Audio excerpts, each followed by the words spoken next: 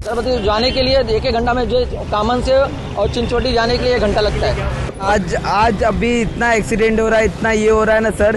वसईपर्यंतच्या खड्ड्यांमुळे असणारा जीवघेणा प्रवास,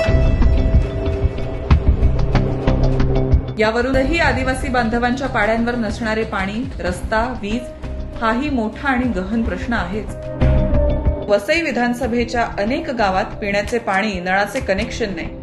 येथील जनता विहीर, टँकर, बोरिंगचे क्षारयुक्त पाणी आजही पित आहे।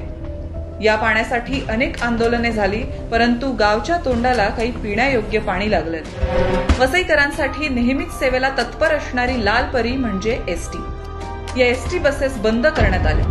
अहोरात्र असणारी हक्काची परिवहन सेवा बंद झाल्याने याचा वसईतील ग्रामीण भागातल्या जनतेला मोठे नुकसान झाले।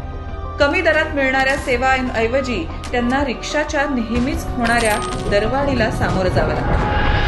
वसई ज्या पद्धतीने वसईचा विकास व्हायला हवा होता, तो विकास इतक्या वर्षात झालेला नाहीये। ते हॉस्पिटल असू दे, शाळा असू दे, रस्ता असू दे, पाणी असू दे, वीज, ह्या मूलभूत सोयी सुविधांचा सुद्धा अभाव वसईमध्ये आहे। प्रत्येकाच्या घराघरात पाणी देण्याचा असेल, घराच्या बाहेरचे रस्ते चांगले करण्याचा असेल, घरामध्ये वीज देण्याचा असेल, आणि ती वीज लाईट आहे आपल्याकडे, पण 4-4 तास लाईट जाते। मूलभूत प्रश्न आहे, ते आधी सोडवण्याचं आमचं प्राधान्य आहे। तो औद्योगिक विकास वसईचा कसा होऊ शकतो, वसईमध्ये IT पार्क आपण कसं आणू शकतो, जेणेकरून वसईमध्येच रोजगार निर्मिती होऊ शकेल। वसईचा हरितपट्टा सुरक्षित ठेवून वसईचा इको टुरिझम आपण कसं वाढवू शकतो, जेणेकरून इथल्या तरुण मुलांना, इथल्या स्थायिक भूमिपुत्रांना कसं जॉब मिळू शकेल, त्यांचं उत्पन्न कसं वाढू शकेल,